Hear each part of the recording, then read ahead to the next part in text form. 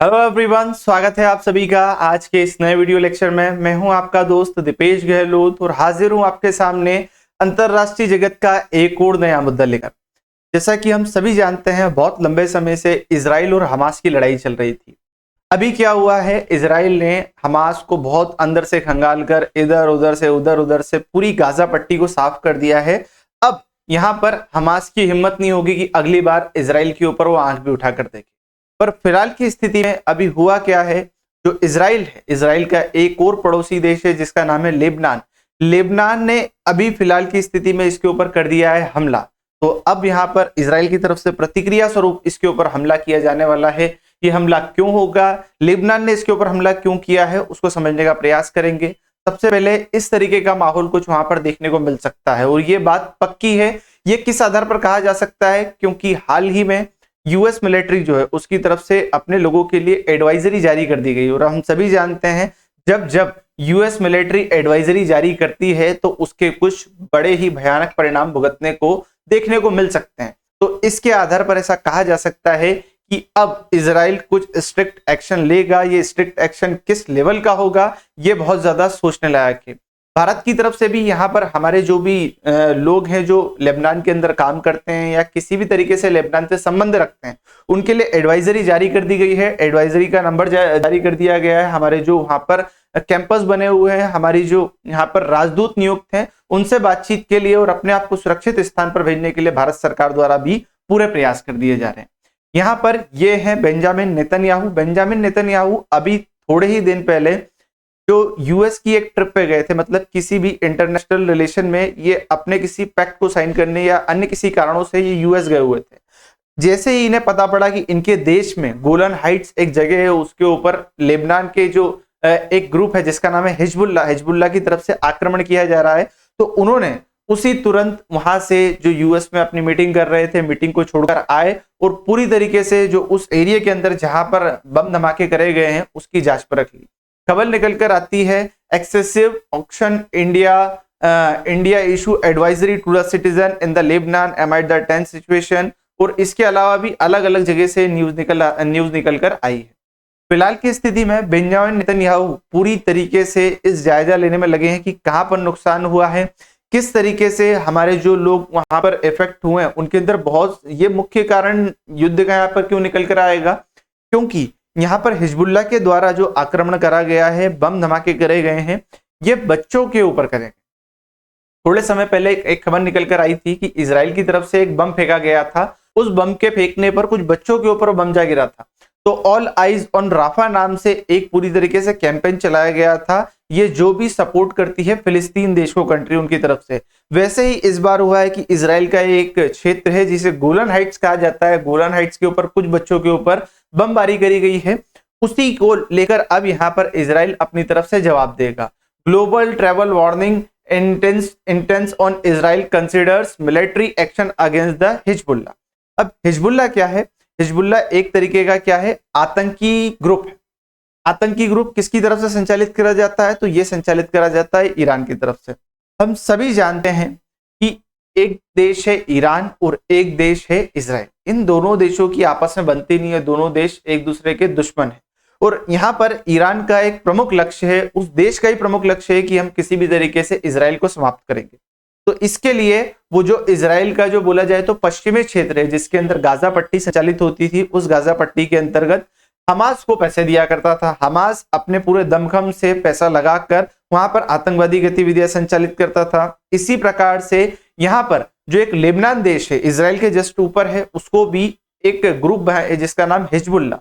उस हिजबुल्लाह को ये ईरान पैसे देने का काम करता था। उसी के दिए हुए पैसों के ऊपर यहाँ पर किस तरीके से इजराइल को परेशान करा जाए, उसके ऊपर बम गोलाबारी करा जाए। और साथ ही साथ नीचे यमन में एक ग्रुप आता है जिसका नाम है हुतियों का समूह।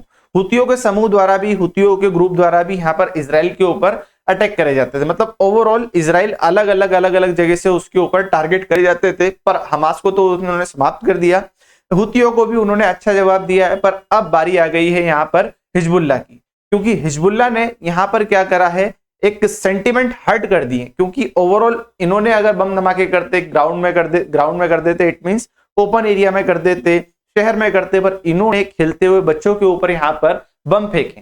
एक मिसाइल फेंकी है, उस मिसाइल को फेंकने से यहाँ पर लगभग 12 से 11 बच्चों के मरने की खबर निकल कर आई है। यहाँ पर एक क्षेत्र विशेष है इजराइल का, जो है पूर्वी वाला एरिया है, जो आप देखेंगे इजराइल का मैप है, जिसके अंदर ऊपर देखेंगे तो ये लेबनान के साइड में सीरिया, और यहाँ पर आपको दिखेगा गोलन हाइट्स नाम से एक जगह है, ठीक है, जिसको आप यहाँ पर पढ़ सकते हैं गोलन हाइट्स। गोलन हाइट्स के अंदर एक क्षेत्र निकल कर आता है, उस क्षेत्र विशेष के अंदर बच्चे खेल रहे थे मैच, और उस मैच के अंदर क्या हुआ है, बम आकर गिरा है, जिससे बच्चों की मृत्यु हुई। हालांकि ये जो क्षेत्र विशेष है जिसे गोलन हाइट्स कहा जा रहा है, ये सीरिया का क्षेत्र है। सीरिया के क्षेत्र के ऊपर क्या कर रखा है, यहाँ पर इजराइल ने ऑक्यूपाई कर रखा है, उसके ऊपर अनाधिकृत रूप से इसने कब्जा कर रखा है। अब ये कब्जा क्यों कर रखा है, उसके पीछे इनका एक स्ट्रेटेजिक कारण है। स्ट्रेटेजिक कारण यह है कि इजराइल पूरी तरीके से एक ऐसा देश है जो बोला जाए तो मरुस्थली क्षेत्र है, सूखा प्रदेश, पर ये जो गोल्डन हाइट्स वाला एरिया है, इस गोल्डन हाइट्स के एरिया के ऊपर क्या है, बहुत बड़ा समुद्र का तालाब बना हुआ है। यहाँ पर बहुत ज्यादा मात्रा में जल पाया जाता है, और एक जॉर्डन रिवर है, उस जॉर्डन रिवर से भी इसका सीधा संपर्क बनता है, और साथ ही साथ स्ट्रेटेजिक रूप से देखा जाए तो ये ऊंचाई पर बना हुआ क्षेत्र, और ऊंचाई पर बना हुआ क्षेत्र होने के कारण ये सीरिया के ऊपर डायरेक्टली क्या कर सकते हैं, अटैक कर सकते हैं। सीरिया की बोला जाए तो कैपिटल है, कैपिटल के साथ में उसके जितने भी क्षेत्र विशेष है जिनके ऊपर उसको डायरेक्टली क्या करा जा सकता है, इफेक्ट करा जा सकता है, उन क्षेत्रों के ऊपर डायरेक्टली यहाँ से नजर रखी जा सकती है। तो गोलन हाइट्स एक स्ट्रेटेजिकली इंपॉर्टेंट प्लेस है, इसलिए यहाँ पर इजराइल ने उसको क्या कर रखा है, ऑक्यूपाई कर रखा है। फिलहाल की स्थिति में इस तरीके का एरिया है। गोलन हाइट्स का जो एरिया है, इसके ऊपर उधर से देखिए जॉर्डन रिवर आ रही है, जॉर्डन रिवर और बीच में सी ऑफ ये ग्लेटाइन करके एक एरिया है। इस एरिया के अंदर पानी पाया जाता है, जो कि इजराइल की जो प्रमुख रूप से पानी की जरूरत है, उन जरूरतों को यहाँ पर पूरा करता है, ठीक है। इस तरीके से देख लीजिए आप।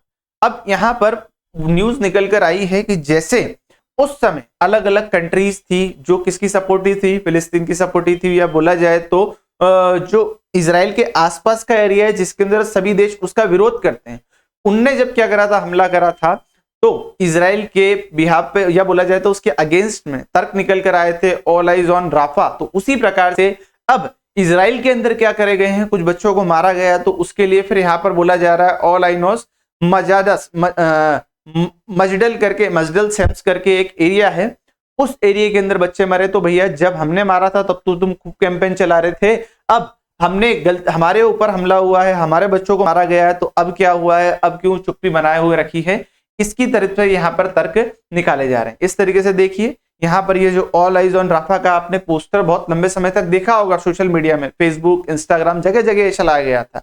तो इस तरीके से ऑल आइज ऑन मजडल्स करके सैम्स करके जो शहर है, उस शहर के ऊपर अब यहाँ पर इजराइल की तरफ से कैंपेन चलाया जा रहा है। उनकी जो एरिया के अंदर अलग अलग लोग हैं, मिनिस्टर्स है, उनकी तरफ से इस तरीके के कैंपेन को यहाँ पर प्रमोट किया जा रहा है। ये जो एक एरिया है, बोला जाए तो गोलन हाइट्स का जो एरिया है, उस एरिया के अंदर लगभग 1000 लोगों की आबादी वाला एरिया है, जिसके अंदर लोग निवास करते हैं, और उसी के अंदर छोटा मोटा इन्होंने प्लेग्राउंड बना रखा था। उस प्लेग्राउंड के ऊपर अटैक होता है और निकलकर खबर आती है deadly rocket attack kills nearly अ दर्जन ऑफ इजराइल्स। ये उन बच्चों की फोटो है, ये उन मासूमों की फोटो है जो इस युद्ध के अंदर पूरी तरीके से क्या हुए हैं, मारे गए। तो इजराइल की जो वॉर कैबिनेट है अब उसके ऊपर चर्चा कर रही है कि हम किस तरीके से यहाँ पर इसे समाप्त करने का प्रयास करेंगे। जो भी यहाँ पर अपराधी हैं, उन अपराधियों को यहाँ पर प्रमुख रूप से सजा दी जाएगी।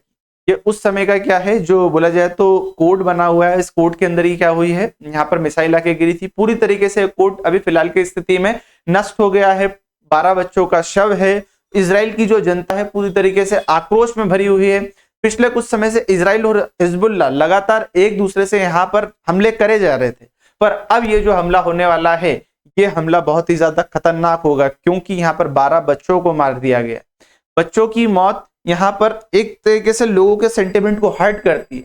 पहले भी एक इसी प्रकार से गेम खेलने में क्या हुआ था, गेम खेलने बाहर गए थे इजराइल के बच्चे, तो उसमें बच्चों को मार दिया गया था। तो बाद में इजराइल ने देश के अलग अलग कोनों में, दुनिया के अलग अलग कोनों में जिन लोगों ने भी उन्हें मारा था, उन्हें पकड़कर मारने का प्रयास करा था और पूरी तरीके से उस ऑपरेशन को सक्सेसफुल करा था। अब टारगेट कौन बनेगा, तो अब टारगेट यहाँ पर बनेगा हिजबुल्लाह का जो एक प्रमुख व्यक्ति है जिसका नाम है हसन नसरल्लाह करके।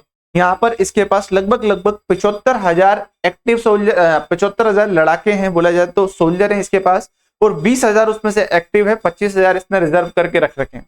लगभग 70 70 करोड़ डॉलर की इसको सालाना कमाई मिलती है ईरान की तरफ से कि जाओ भैया तुम क्या करो, इसराइल को यहां पर मारो। लगभग इसके पास 1.2 लाख से 1.3 लाख तक की मिसाइलें, एंटी टैंक हथियार, एंटी शिप मिसाइलें, एंटी एयरक्राफ्ट मिसाइलें और अलग अलग चीजें पाई गई।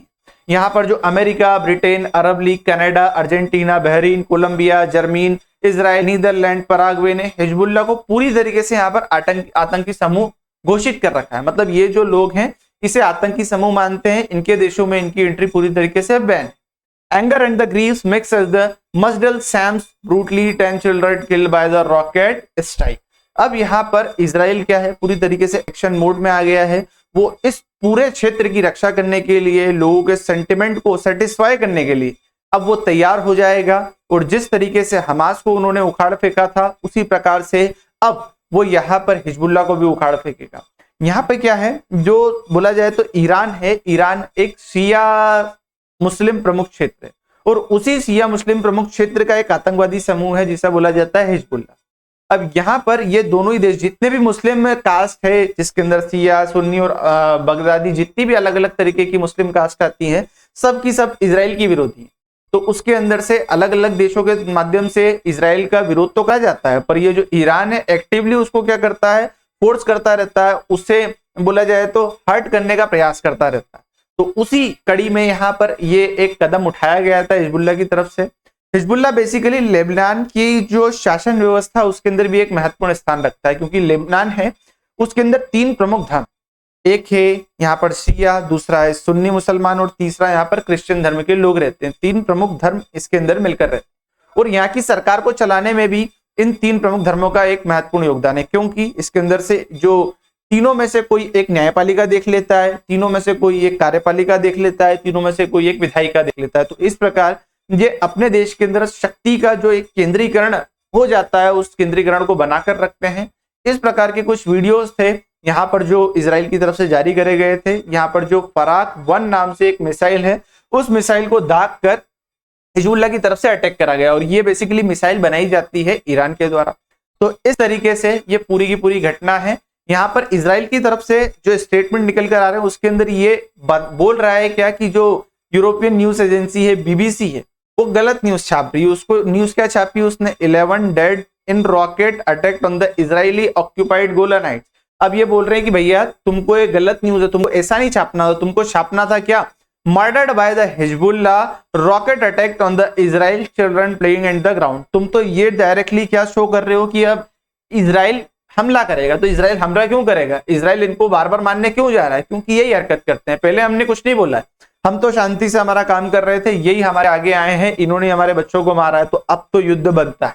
तो इजराइल की जो वॉर कैबिनेट है उसने पूरी तरीके से अपने निर्णय दे दिए हैं।